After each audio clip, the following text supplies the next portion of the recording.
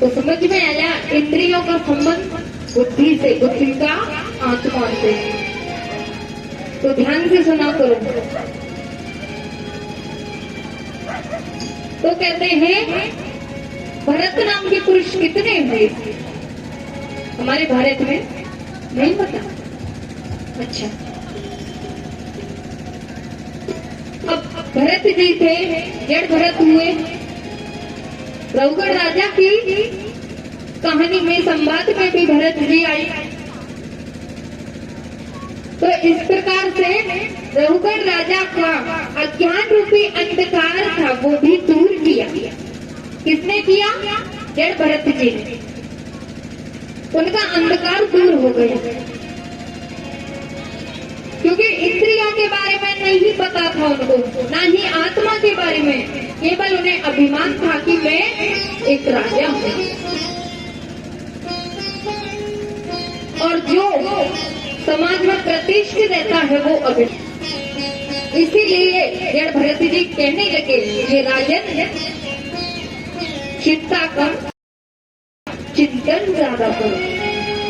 तो आप भी चिंता को अपने घर ही छोड़कर आया करो, यहाँ आकर के ठाकुर जी का चिंतन किया करो और अपने मन को एकाग्र करके बड़े गोविंद की कथा को श्रवण किया करो। तो जड़ भरत जी जैसे महापुरुष हमारी भूमि पर कितने हुए? 3। कितने हुए दादाजी? 3। कौन कौन से हुए थे?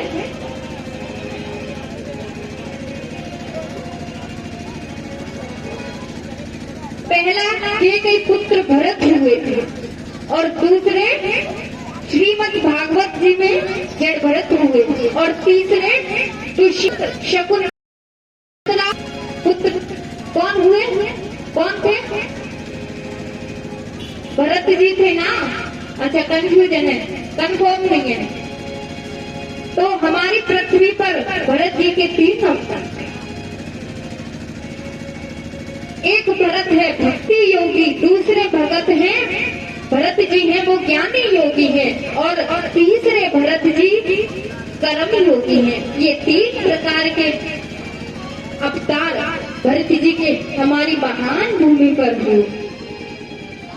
वैसे तो हमारी पृथ्वी पर कितने द्वीप हैं? कितने द्वीप हैं? 7। तो उनमें सबसे बड़ा द्वीप कौन सा है? उनमें सबसे बड़ा द्वीप है जम्बू। तो जम्बू द्वीप में 9 प्रकार के वर्ष हैं।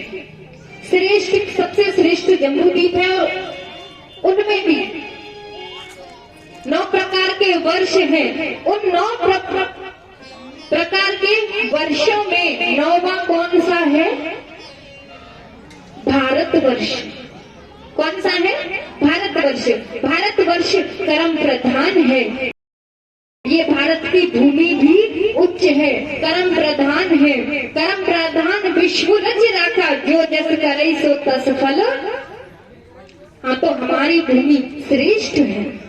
जैसा कर्म करेंगे वैसा ही फल हमें प्राप्त होता है, क्योंकि हमारे कर्मों के अनुसार ही हमें फल प्राप्त होता है। जो अच्छा कर्म करते हैं उन्हें अच्छा, और जो बुरा कर्म करते हैं उन्हें नरक में जाना। और नरक भी कितने प्रकार के होते हैं? मुख्य 28 प्रकार के बताए जाते हैं। जो जैसा कर्म करता है अपने कर्मों के अनुसार ही मानव को अपने कर्मों का फल, जो फल है वो भोगना पड़ता है और नरक में जाना पड़ता है। मुख्य 28 प्रकार के नरक होते हैं। कितने? 28 प्रकार के। तामिश्र नरक। दूसरा होता है अंध्र तामिश्र।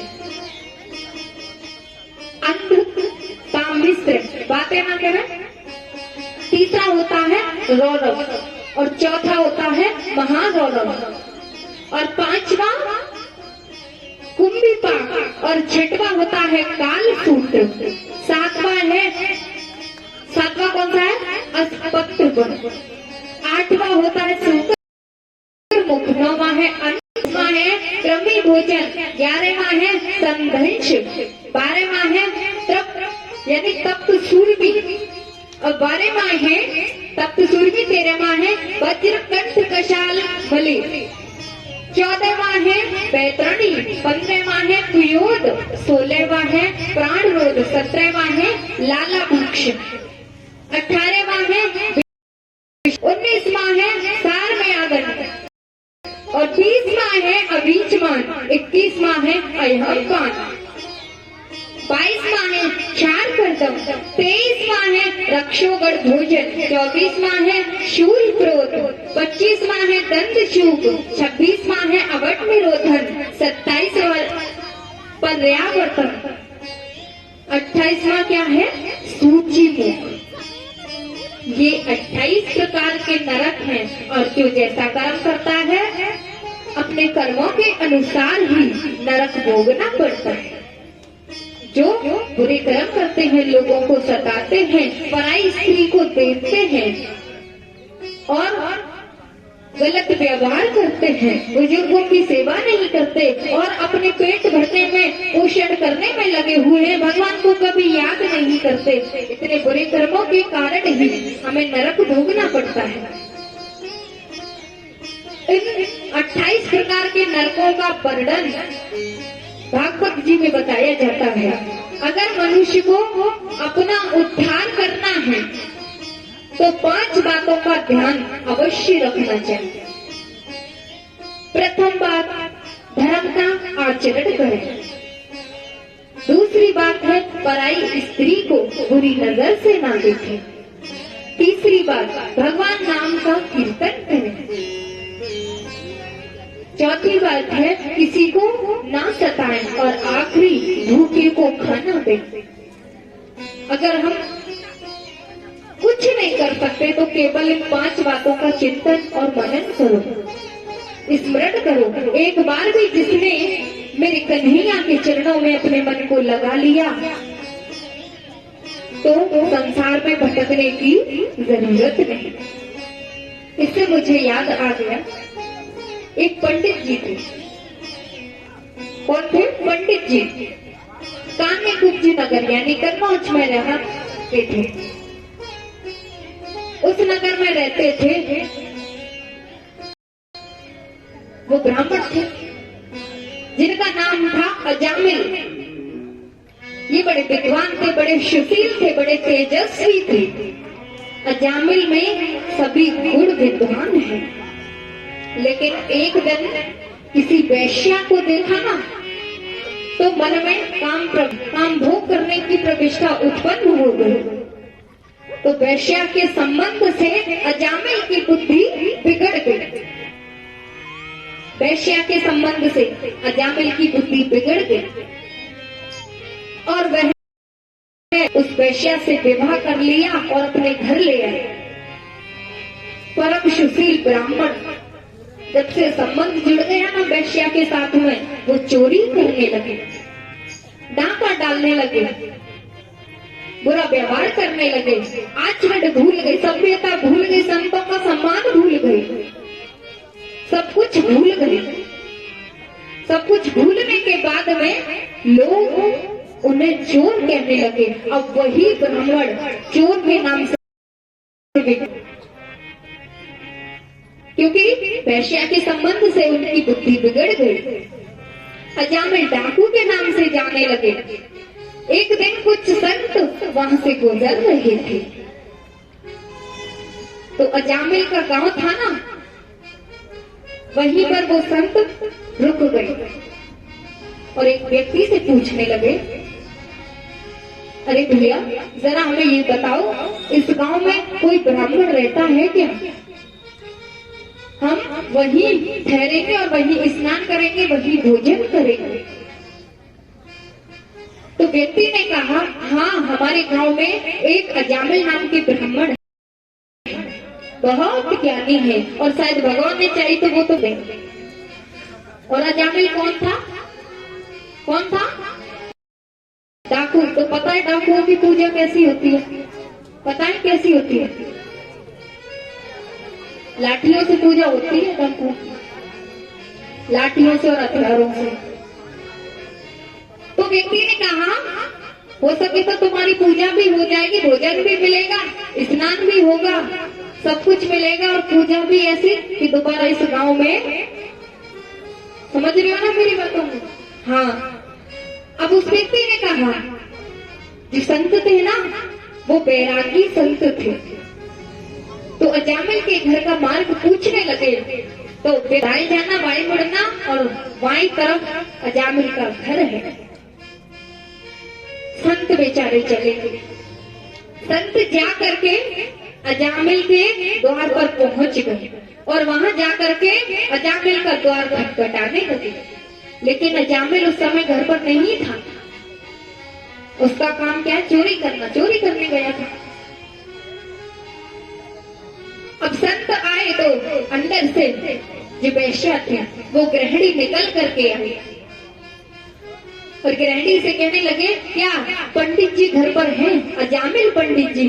अब गृहिणी संकोच में, अजामिल पंडित जी वो तो चोरी करते हैं। कहने लगी संतों से, बाबा जी आपको क्या चाहिए? बोले हम अजामिल महाराज से पंडित जी से मिलना चाहते हैं, उन्हें कहो संत द्वार पर आए हैं। तो कहने लगे हमें उनसे अभी बहुत जरूरी बातें करनी है। तो गृहिणी कहने लगी अभी तो घर में पंडित जी है ही नहीं, वो तो अच्छा आपको क्या चाहिए जरा मुझे भी बताओ। बोले हम संत हैं और सुबह से भूखे हैं, हम वृंदावन से आ रहे हैं, हमें भोजन करना है और हमें रात्रि में विश्राम भी। तो गृहिणी कहने लगी भोजन करना तो दूर, मैं तुम्हें पानी भी नहीं पिला सकती। बोले क्यों? अगर उस डाकू को पता चल गया ना तो वो जान से खत्म कर देगा। संत कहने लगे देखो हम सुबह से भूखे हैं, हमें भोजन करना है और हम पंडित के घर ही भोजन करते हैं।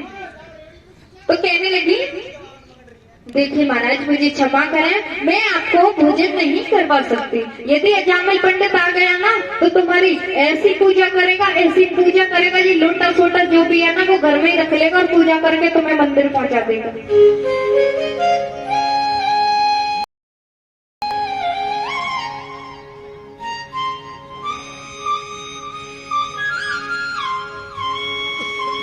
अजामिल की बातों को सुन करके अब संत संकोच में पड़ गए, ऐसा कैसा पंडित है भाई पूजा करने वाला है। अब संत कहने लगे चलो जो भी है हम देख लेंगे, फिलहाल हम भूखे हैं, मैं भोजन। जबरदस्ती सारे संत अंदर आ गए और भोजन करने के लिए बैठ गए। भोजन जब उन्होंने हाथ मुंह धो करके भोजन किया, विश्राम करने के लिए तैयार हुए। अब कहने लगे अब हम जहां भी भोजन करते हैं हमें वहां दक्षिणा मिलती है, हमें दक्षिणा दीजिए। अब दक्षिणा का समय आया तभी वहां अजामिल आ गया।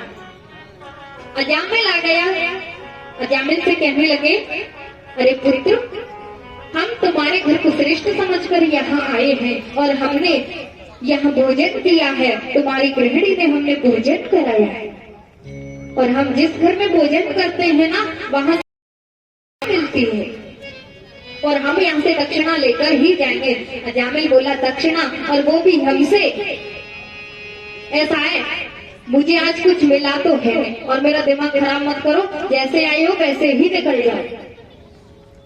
संत कहने लगे अरे ये क्या बात हुई, हमने भोजन किया है तुम्हारे घर, हमें दक्षिणा दो। बोले दक्षिणा अभी जा रहे हो या दूर दक्षिणा? ये लोटा सोटा जो भी है ना घंटरमाला यहाँ रखो, चलते हो। अब संत संकोच में अरे ये कैसा पंडित है। गृहिणी कहने लगी मैंने आपसे कहा था ना ये कोई पंडित नहीं है, ये चोरी करता है, डाकू है ये डाकू। अब बहुत देर हो गई, दक्षिणा मांगने लगे। अजामिल कहने लगा अब तुम यहाँ से जाते हो या मैं फिर बाहर करूं तुम्हें?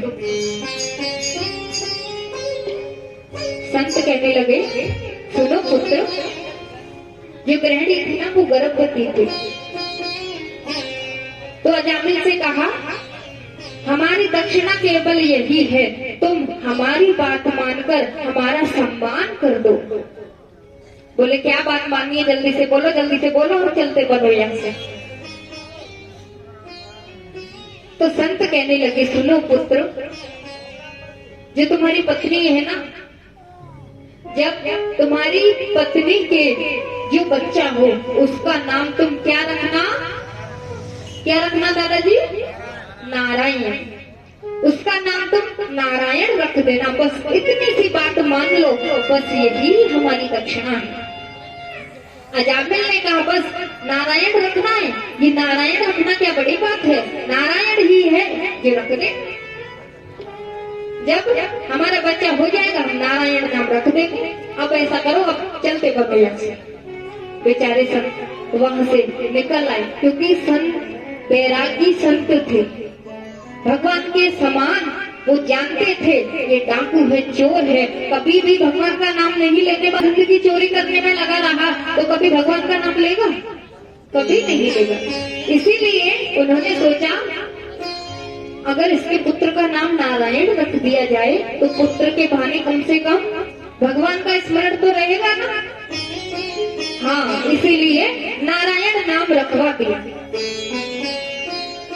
अब अजामिल की पत्नी के पुत्र हुआ जिसका नाम अजामिल ने क्या रखा? नारायण। नारायण नाम रख दिया। अब कोई भी काम हो, अजामिल अपने पुत्र को पुकारे, बेटा अजामिल ये काम कर दो, बेटा अजामिल वो काम कर दो, बेटा अजामिल जरा मेरे साथ चलो, बेटा अजामिल यहाँ ये रखना है। मतलब दिन रात अजामिल ने नारायण का नाम लिया। अजामिल ने कहा बेटा नारायण ये काम ऐसे करना है। अब नारायण का नाम जो पुत्र था ना, उस पुत्र ने सोचा, एक दिन गृहिणी से कहा, अरे माता, जो मेरे पिताजी हैं उन्होंने मेरा नाम नारायण ही क्यों रखा और कुछ क्यों नहीं?